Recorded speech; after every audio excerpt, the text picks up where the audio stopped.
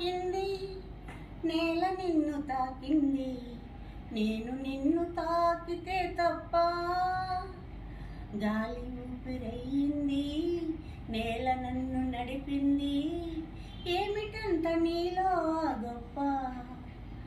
వెలుగు కూడా తాకింది, చినుకు కూడా తాకింది, పచ్చపాతం ఎందుకు నా పైన. వెలుగు దారి చూపింది, చినుకు దార పోసింది, వాటితోటి పోలిక నీకేలా.